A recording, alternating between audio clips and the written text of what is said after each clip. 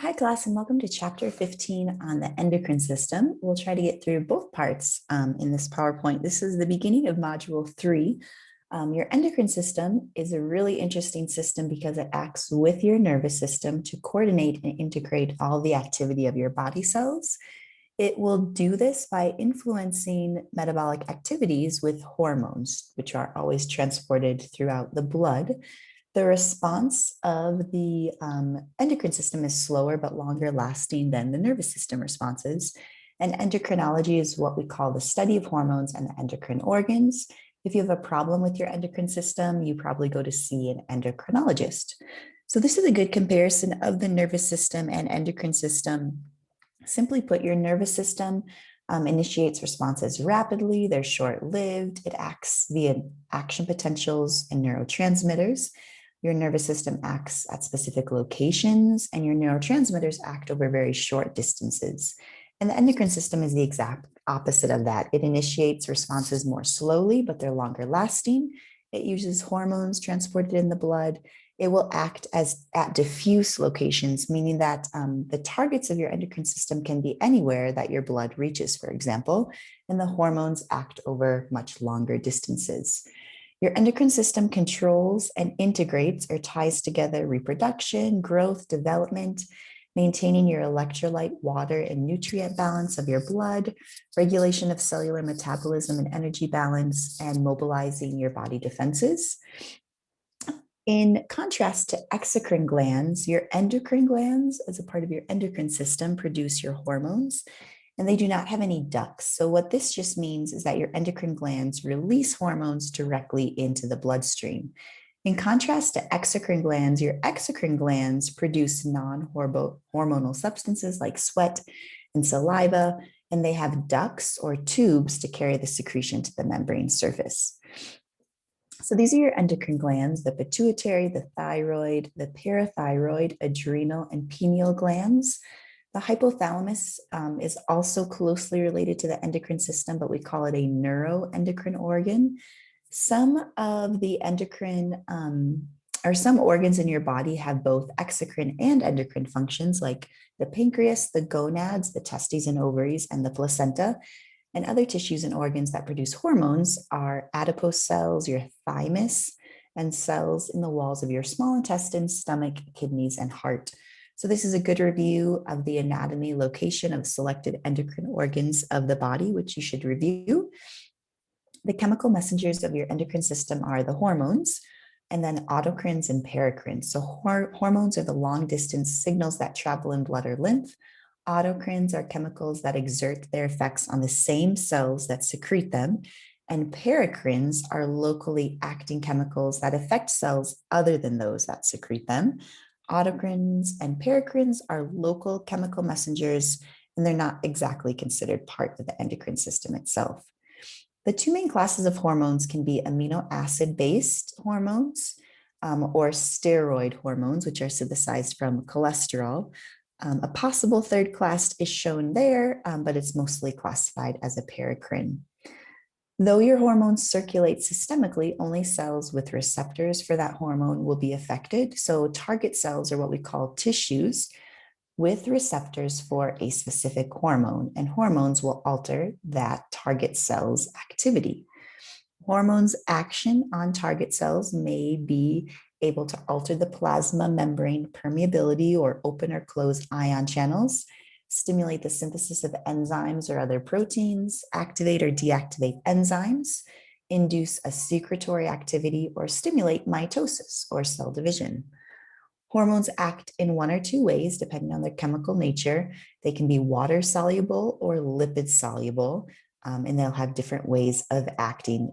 Just one thing to keep in mind, the big thing is that a water soluble hormone cannot enter the cell because it can't get through the lipid, fatty lipid bilayer, the membrane, and lipid soluble hormones can enter the cell. Blood levels of hormones are controlled by what we call negative feedback systems, where an increased hormone effect on a target organ can inhibit further hormone release. The levels vary only within a narrow desirable range, and hormone release is triggered by an endocrine gland stimulus or stimuli and the nervous system modulation. Endocrine glands are stimulated to synthesize and release hormones in response to a humoral, neural, or hormonal stimuli. And we'll go over what those are. A humoral stimuli is changing blood levels of ions and nutrients will directly stimulate the secretion of hormones. For example, calcium levels in the blood, a declining calcium level in the blood will stimulate your parathyroid gland to secrete what we call PTH, which is parathyroid hormone. And parathyroid hormone will cause your calcium concentrations to rise until the stimulus will be removed. So this is an example of a humoral stimulus. A neural stimulus is where nerve fibers stimulate hormone release. You will have sympathetic nervous system fibers, which will stimulate the adrenal medulla to secrete what we call catecholamines. And here's an example of the nervous system in telling the medulla of the adrenal gland to secrete catecholamines. And the adrenal gland is really involved in the stress response or the fight or flight response. So think of adrenaline, norepinephrine, epinephrine, and the adrenal gland is located on the tops of your kidneys. And then the hormonal stimulus, hormones will stimulate other endocrine organs to release their hormones. So for example, hypothalamic hormones from the hypothalamus will stimulate the release of most anterior pituitary hormones. Anterior pituitary hormones will then in turn stimulate targets to secrete more hormones. So we get this hypothalamic pituitary target endocrine organ feedback loop, where the hormones from the final target organs will inhibit the release of the anterior pituitary hormones. And this just is showing how the hypothalamus will control what the anterior pituitary gland secretes. Those hormones will act on endocrine organs to secrete more hormones. The nervous system can make adjustments to hormone levels when needed. It can modify the stimulation or inhibition of endocrine glands. The nervous system can override normal endocrine controls. So for example, under a severe stress, your hypothalamus and sympathetic nervous system will override insulin to allow the blood glucose levels to increase to help prepare the body for a fight or flight response. So we'll talk about the hypothalamus now, which is very important. It's connected to the pituitary gland via a stalk called the infundibulum. And the pituitary gland secretes at least 8 major hormones. It has 2 lobes, the posterior pituitary and the anterior pituitary. The posterior pituitary is made of neural tissue that secretes neural hormones, and the anterior pituitary is made up of glandular tissue. The posterior lobe is neural tissue and it's derived from a downgrowth of the brain, and it maintains the neural connection to the hypothalamus via what we call the hypothalamic hypophyseal tract. And the posterior pituitary gland will secrete 2 neural hormones, oxytocin and antidiuretic hormone, ADH. And the hormones are stored in axon terminals in the posterior pituitary and are released into the blood when neurons fire.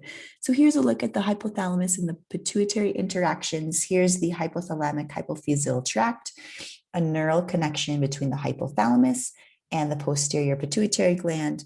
And the only 2 hormones secreted from the posterior pituitary gland are oxytocin and antidiuretic hormone. And you can see here how that occurs. The anterior lobe then is glandular tissue. It's vascularly connected to the hypothalamus via a hypophyseal portal system, so of veins and plexuses. The hypothalamus will secrete what we call releasing and inhibiting hormones to the anterior pituitary to regulate hormone secretion. So here's just a look at how the hypothalamus and the anterior pituitary gland are connected via the veins and arteries. So again, in summary, the posterior pituitary is connected to the hypothalamus via a neural or nervous system connection, and the anterior pituitary is connected to the hypothalamus via the veins and arteries. So the posterior pituitary secretes oxytocin and ADH, and they're almost identical to each other, but they differ in just 2 amino acids. Oxytocin is a strong stimulant of uterine contractions released during childbirth. It also acts as a hormonal trigger for milk ejection. Both are what we call a positive feedback mechanism, and it acts as a neurotransmitter in the brain.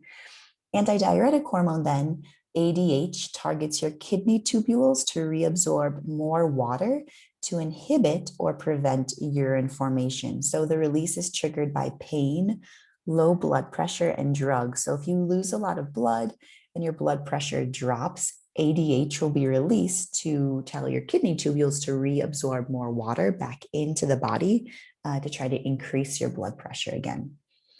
ADH is inhibited by alcohol and diuretics, so that causes you to urinate more frequently. High concentrations cause vasoconstriction, so ADH hormone is also called vasopressin. So here's a look at pituitary hormones, the summary of regulation and effects. And I think some slides like this are really important to study because in terms of your test and the questions I'll take from this chapter will be a lot about what hormone it is, the regulation of release, the target organ, and then the effects. Diabetes insipidus then, so these are some abnormalities with ADH hormone. ADH deficiency is due to some sort of damage to the hypothalamus or the posterior pituitary gland that secretes it. So diabetes insipidus patients must keep extremely well hydrated because they'll urinate frequently. It's not the common types of diabetes that has to do with blood sugar. It's completely separate from blood sugar. It has to do with an ADH deficiency. It gets the name diabetes insipidus because a common side effect of diabetes insipidus is frequent urination, and that's a common side effect of diabetes mellitus, which we'll talk about as well. And you'll learn a lot about diabetes in your Webster lab. The syndrome of inappropriate ADH secretion would be retention of fluid, headache, disorientation, fluid restriction, blood sodium levels, monitoring is required. Then we'll get to the anterior pituitary hormones. And for these, what I want you guys to focus in on what the hormone does, what it acts on. These are all 6 hormones are peptide hormones, and they all activate target cells via the CAMP second messenger system, except growth hormone. And all but 2 are tropic hormones that regulate secretion of other hormones. So growth hormone, also called somatotropin, has a direct action on metabolism. Glucose-sparing actions decrease the rate of cellular glucose uptake and metabolism. It triggers the liver to break down glycogen into glucose, and it increases blood levels of fatty acids for use as fuel to encourage cellular protein synthesis or growth of your body cells. Indirect actions of growth hormone triggers liver, skeletal muscle, and bone to produce insulin-like growth factors, which will stimulate cellular uptake of nutrients to synthesize DNA and proteins needed for cell division or growth, forming collagen, depositing bone matrix. Growth hormone stimulates most cells to enlarge and divide, but major targets are the bone and skeletal muscle. Growth hormone release or inhibition is chiefly regulated by the hypothalamus. And the hypothalamus will either release a growth hormone releasing hormone to stimulate growth hormone release, or a growth hormone inhibiting hormone to inhibiting release. The inhibiting hormone is also called somatostatin. And the releasing hormone to stimulate growth hormone release will be triggered by low blood growth hormone or glucose or high amino acid levels. And the inhibiting hormone is triggered by an increase in growth hormone. Ghrelin, the hunger hormone, also stimulates growth hormone release. So here's a look at the growth hormone promoting and metabolic actions of growth hormone.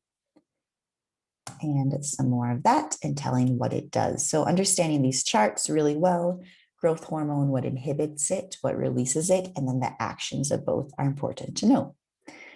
Homeostatic imbalances, hypersecretion of growth hormone can be caused by a tumor in the anterior pituitary. So in children, this results in what we call gigantism, where kids can be as tall as 8 feet tall. And adults, if it happens, it results in acromegaly, which can be an overgrowth of the hands, the feet, and the neck. Hypo or undersecretion of growth hormone can cause pituitary dwarfism, where kids can only be as tall as about 4 feet. And in adults, usually it causes no problems because they've usually stopped reaching their height at that point. So here's a look at a super hypersecretion of growth hormone, a very tall man. Thyroid stimulating hormone then is a tropic hormone that's also called thyrotropin, as it's produced by thyrotropic cells, and it stimulates the normal development and secretory activity of your thyroid gland. The release is triggered by thyrotropin-releasing hormone from the hypothalamus, and it's inhibited by rising blood levels of thyroid hormones because you don't need any more at that point that act on both the pituitary and the hypothalamus. And it's also inhibited by the growth hormone inhibiting hormone because your thyroid hormones and your growth hormones both have to do with metabolism and growth. So they'll be closely affected and related. This kind of flow chart that you see is one that I point students to often in terms of learning where the hormones are coming from and what they act on. So you can write a flow chart like this out for almost any hormone. The hypothalamus will always be there, the pituitary gland, and then the target gland will be the third green box down, and then the target cells. And between, you can see the hormones that are released. So you have a releasing hormone coming from the hypothalamus that acts on the anterior pituitary to release thyrotropin stimulating hormone that acts on your thyroid gland to release thyroid hormones, which will then act on your target cells. And a simple flow chart like this is helpful for learning the hormones and what they act on. The dotted lines have to do with the negative feedback system. So the inhibiting dotted feedback lines have to do with if there's appropriate levels of thyroid hormones in the blood, that will send a signal up to your hypothalamus and anterior pituitary and say, all right, we have enough thyroid hormones, you can shut off now. So that's the negative feedback system. And then the bolded line is the stimulus. Adrenocorticotropic hormone, ACTH, stimulates your adrenal cortex of the adrenal gland to release what we call corticosteroids. And there's regulations of ACTH release. It's triggered by circadian rhythm in the daily rhythm. Its highest levels are in the morning. There's also internal and external factors that alter the release of corticotropin releasing hormone, which could include fever, hypoglycemia, and other stressors. Gonadotropins will act on your gonads, the testes and ovaries. So these are your follicle stimulating hormone and luteinizing hormone. They're secreted by gonadotropic cells of the anterior pituitary. FSH, follicle stimulating hormone, stimulates the production of follicles, your gametes, eggs or sperm, and luteinizing hormone promotes the production of gonadal hormone. So in females, luteinizing hormone helps your mature follicles of the egg, triggers ovulation and releases estrogen and progesterone. And in males, luteinizing hormone stimulates the production of testosterone from the testes. LH and FSH both are absent from the blood in prepubescent boys and girls, and it's regulated by gonadotropin release. So gonadotropins are triggered by gonadotropin releasing hormone during and after puberty, and it's suppressed by gonadal hormones, meaning once you have enough, it'll tell your gonads to stop producing those hormones. But GnRH is the big releasing hormone that occurs and starts the whole puberty process in boys and girls, because that will stimulate luteinizing hormone and follicle stimulating hormone to be released from the gonads. Prolactin then, so again, we're going through the anterior pituitary hormones. Prolactin is secreted by prolactin cells of the anterior pituitary. It stimulates milk production in females. The role in males is not completely well understood because males don't often produce milk. Regulation primarily is controlled by prolactin inhibiting hormone, which is also called dopamine. And PIH prevents the release of prolactin until needed, with decreased levels leading to lactation. Prolactin has increased estrogen levels will stimulate prolactin, and this is the reason behind breast swelling and tenderness during the menstrual cycle. Blood levels will rise during the end of pregnancy to try to get the breast ready to lactate in the case that the mother wishes to breastfeed. Suckling stimulates prolactin release and promotes continued milk production. Hypersecretion of prolactin is more common than hyposecretion. Hyposecretion is not a problem in anyone except for women who are trying to nurse. Hyperprolactemia is the most frequent abnormality of the anterior pituitary tumors.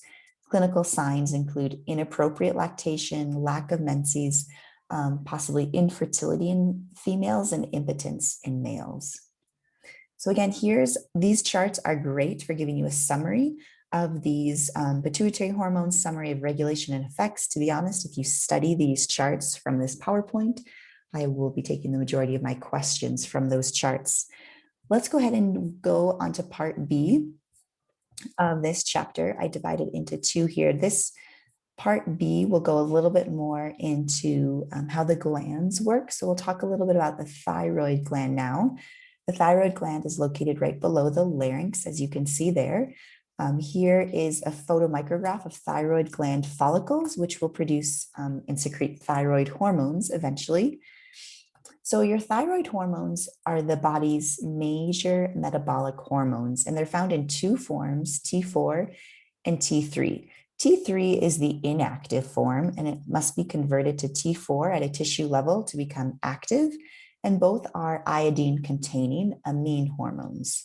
Thyroid hormone affects virtually every cell in the body. So people with thyroid problems, it's just a terrible problem because their whole body is affected.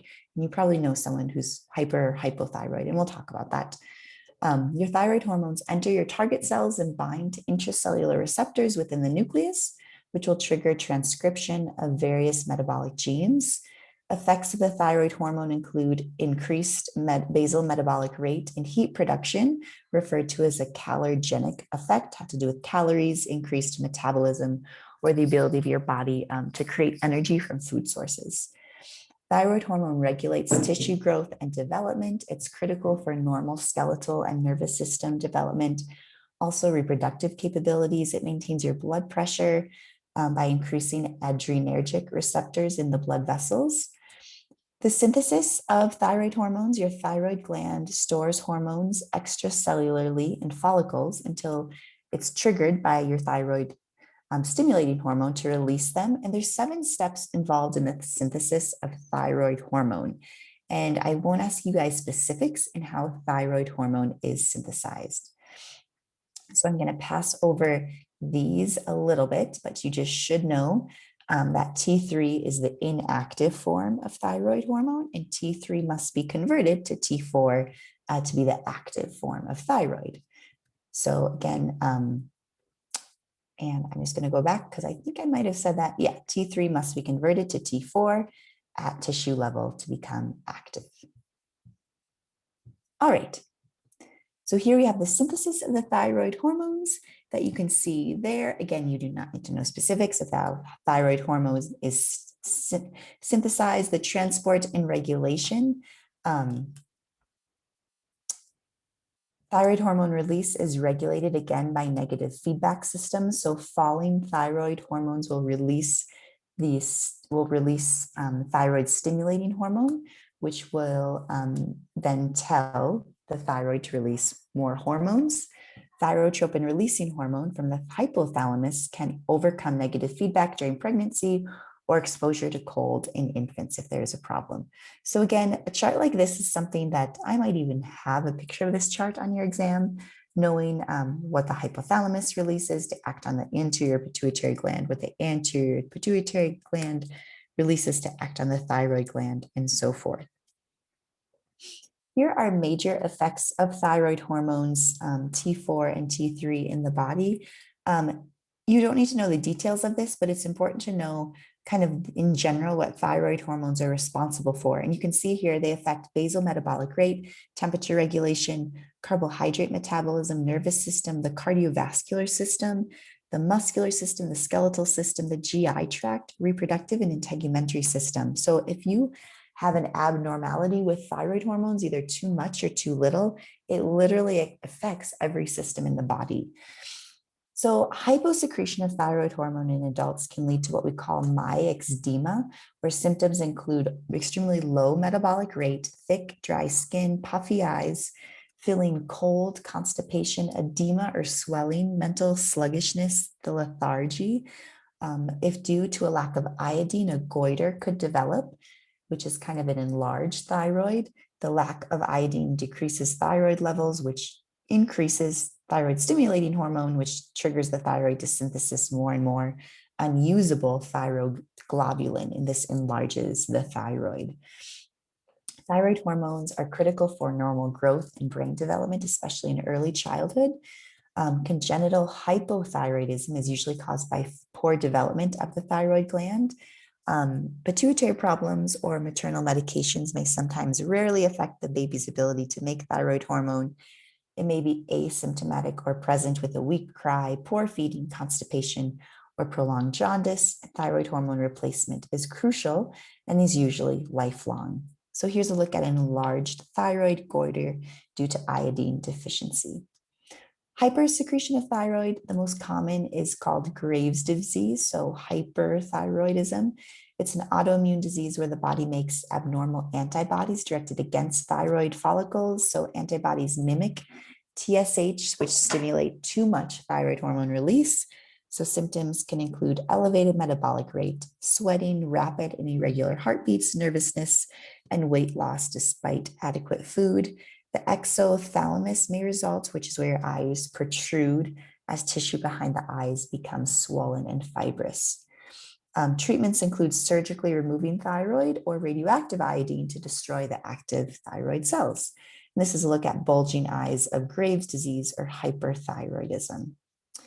Calcitonin is produced by parafollicular cells in response to high calcium levels. It's the antagonistic to parathyroid hormone.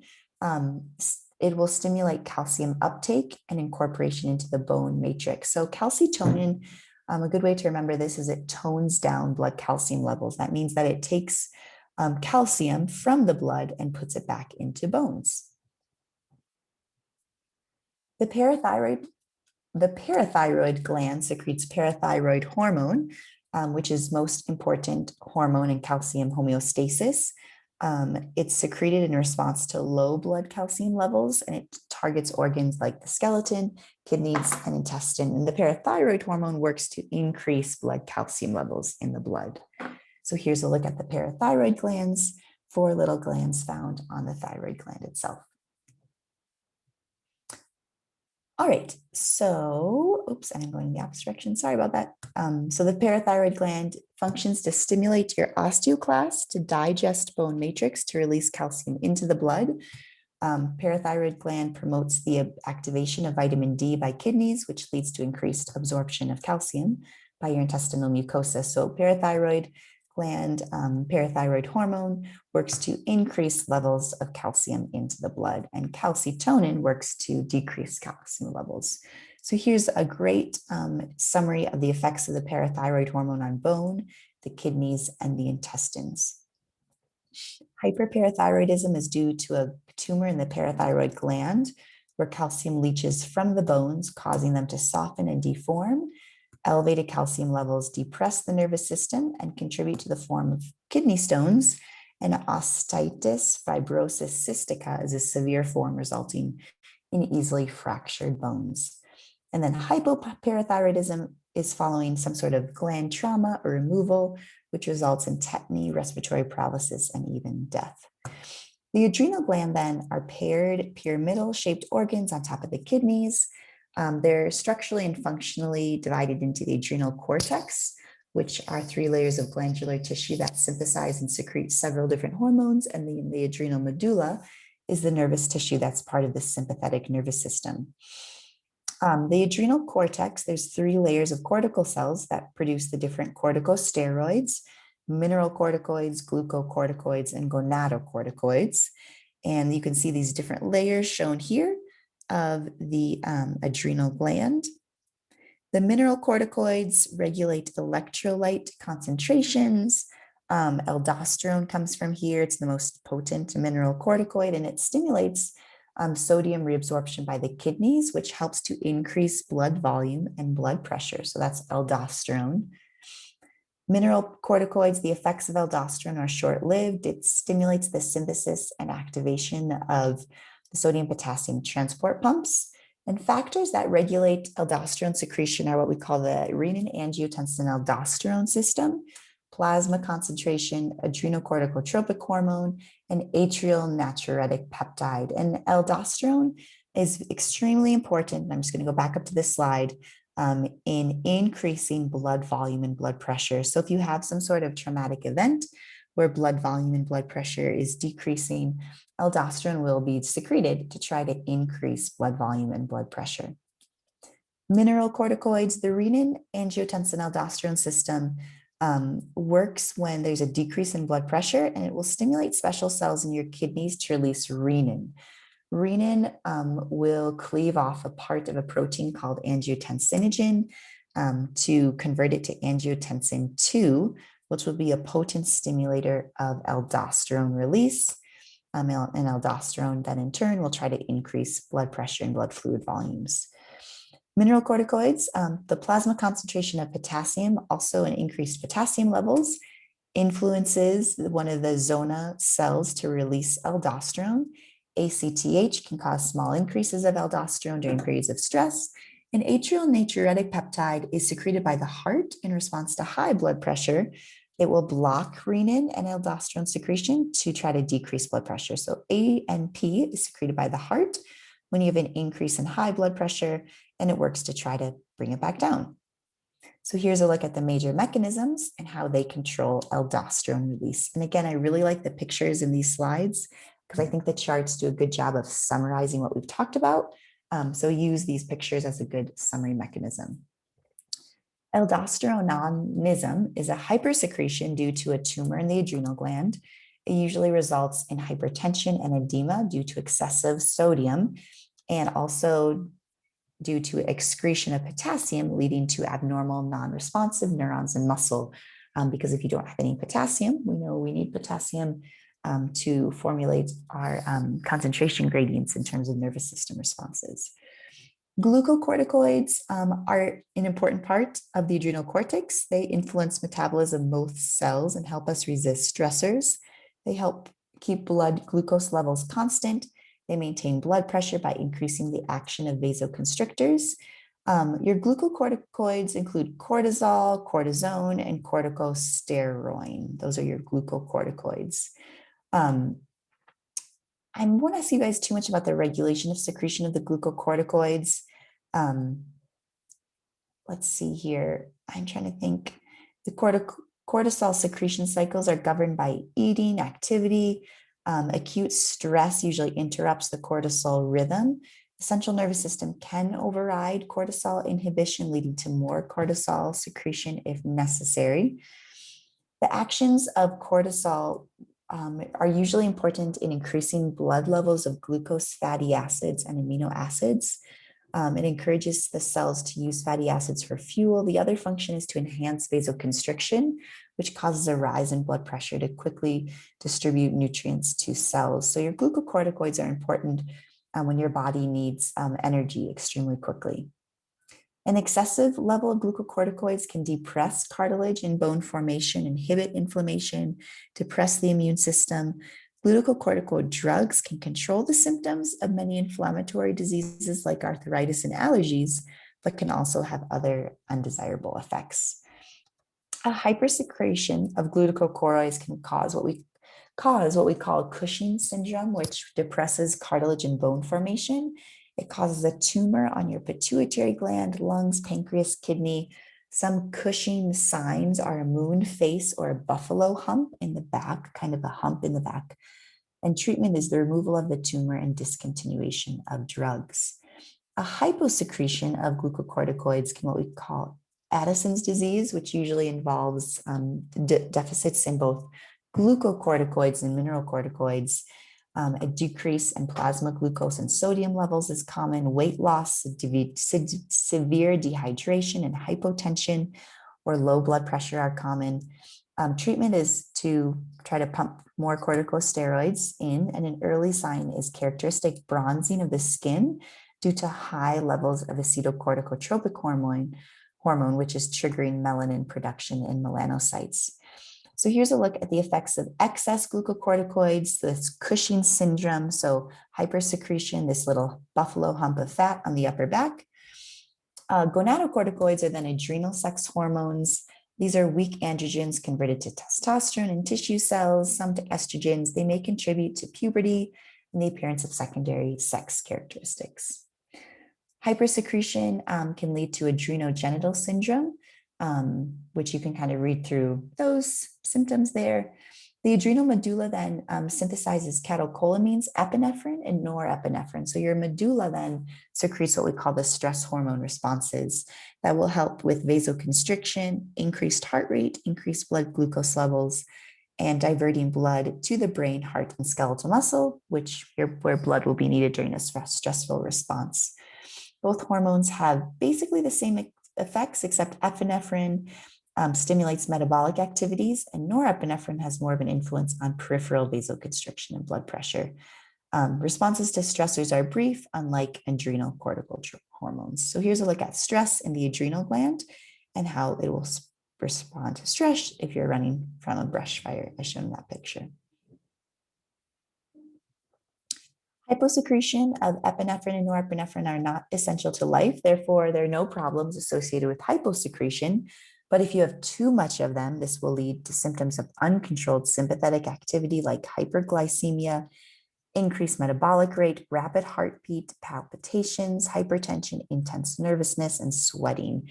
It could be due if there's some sort of tumor in the medulla cells. So here's another great chart that summarizes what we've talked about. The pineal gland is a small gland hanging from the roof of the third ventricle. The pineal allocytes secrete melatonin, which may affect the timing of sexual maturation, puberty, your day and night cycles, your physiological processes that show rhythmic variations, and the production of antioxidant and detoxification molecules in the cells. So again, a good review of all the endocrine glands and where they're located. The pancreas then is a triangular gland located behind the stomach. It has both exocrine and endocrine cells. The acinar cells are the exocrine cells that produce the enzyme-rich juice needed for digestion that we'll talk about when we get to the digestive system. And then the pancreatic islet cells, also known as the islets of Langerhans, contain endocrine cells. They can either be alpha or beta cells. Alpha produce glucagon, and beta cells produce insulin. So alpha cells produce glucagon and beta cells produce insulin, and glucagon and insulin will have opposite effects that we'll see. So here's a look at a photomicrograph showing the pancreatic islet. The alpha cells produce glucagon, beta cells producing insulin, and the pancreatic acinar cells producing the exocrine digestive juices. So glucagon is the extremely potent hyperglycemic agent. So it's triggered by decreased blood glucose levels. What glucagon is important for and what you guys need to know is that glucagon raises blood glucose levels. So glucagon puts more glucose back into the blood.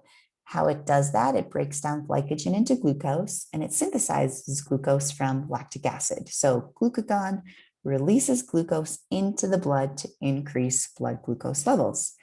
Insulin then has the opposite effect. Insulin lowers blood glucose levels, and it does that by enhancing membrane transport of glucose into fat and muscle cells, inhibiting the breakdown of glycogen to glucose. And remember, glycogen is just the storage form of glucose in the liver, and also inhibiting the conversion of amino acids or fats to glucose. Insulin is not needed for the glucose uptake in the liver, but it will play a role in neuronal development, learning, and memory. Binding to tyrosine kinase can trigger the cell to increase glucose uptake. Insulin also triggers cells to catalyze the oxidation of glucose for ATP production, polymerize glucose to form glycogen, and converting glucose to fat. So these are things that insulin does. But again, the main thing of insulin, it decreases blood glucose levels. Factors that influence insulin release, an elevated blood glucose level will stimulate the release because insulin will try to decrease that level. Rising blood levels of amino acids, release of acetylcholine, hormones, glucagon, epinephrine, growth hormone. These are all factors that can stimulate or inhibit insulin release. And here's a look at the negative feedback loop. Showing if the blood glucose levels are too high, that'll stimulate the pancreas to secrete insulin. That will tell your tissue cells in your liver to take up more glucose from the blood, and that'll bring blood glucose level back to normal. If blood glucose levels fall below normal, your pancreas secretes glucagon, which tells your liver to break down glycogen into glucose to put glucose back into the blood to try to bring levels back to normal. Diabetes mellitus then can be due to type 1 or type 2 diabetes. Type 1 diabetes is hyposecretion of insulin. So type 1 diabetes just means that your pancreas is not secreting enough insulin. Type 2 diabetes means that the activity of insulin is not working anymore. There's 3 cardinal signs of either type: polyuria, lots of urination; polydipsia, lots of thirst; or polyphagia, excessive hunger and food consumption, because cells aren't able to take up glucose and are starving. When sugars cannot be used as fuel, as in diabetes mellitus, fats are used, causing lipidemia, where you have high levels of fatty acids in the blood. Fatty acid metabolism results in the formation of ketones. Ketones are acidic, and their buildup in blood can cause ketoacidosis, which can cause ketonuria, which is where you have ketone bodies in the urine. And untreated ketoacidosis causes hyperpenia, disrupted heart activity, oxygen transport, severe depression of the nervous system that can possibly lead to coma and near death. So this is why diabetes leads to a lot of different difficult things in the body to recover from. Hyperinsulinism is an excessive insulin release, causes hypoglycemia, extremely low blood glucose levels. Symptoms can be anxiety, nervousness, disorientation, unconsciousness. You'll pass out or even death because your blood glucose levels are so low, and the treatment is to ingest sugar as quickly as possible. So again, this is a look at the effects of insulin in diabetes mellitus and the deficiency between the 2 types. The gonads produce the same steroid sex hormones as those of the adrenal cortex, just in lesser amounts. Your ovaries produce estrogen and progesterone. Estrogen causes the maturation of your reproductive organs, the appearance of secondary sexual characteristics, and with progesterone, it causes the breast development and the cyclic changes in the uterine mucosa. Testes produce testosterone, which initiates the maturation of male reproductive organs. It causes the appearance of male secondary sexual characteristics and the sex drives needed for normal sperm production and maintaining reproductive organs in their functional state. The placenta is important because it secretes estrogens, progesterone, and human chorionic gonadotropin, which is the hormone detected in early pregnancy tests to see if you are pregnant or not. Your adipose tissue can also secrete hormones. Adipose cells release leptin, resistin, and adiponectin, which I probably won't ask you too many questions about, but you should know that adipose tissue can also release hormones. The GI tract, you have enteroendocrine cells that secrete gastrin, ghrelin, secretin, cholecystokinin, incretins. Maybe just recognizing the names of these hormones in the GI tract is important. You don't have to know what each of them does, because we'll come back to these when we get to the GI system a little bit more. Your heart, you should know, releases ANP, which decreases blood sodium concentration, therefore decreasing blood pressure and blood volume. Your kidneys secrete erythropoietin and renin, which is important to know as well. Erythropoietin signals the production of red blood cells, and renin is what initiates that renin-angiotensin-aldosterone mechanism. Skeleton osteoblasts secrete osteocalcin, which tells the pancreas to secrete more insulin. Your skin produces cholecalciferol, calcitrol. It also modulates immunity. So again, maybe just recognizing the names of these hormones and where they come is important. Your thymus is large in infants and children, but shrinks with age. It may be involved in the normal development of T lymphocytes in the immune response. And that's the end of chapter 15. If you're still with me and listening so far, please try to make it to one of the hormone workshops, because the hormone workshops are really helpful in reviewing all of these different hormones. So thanks for listening, guys.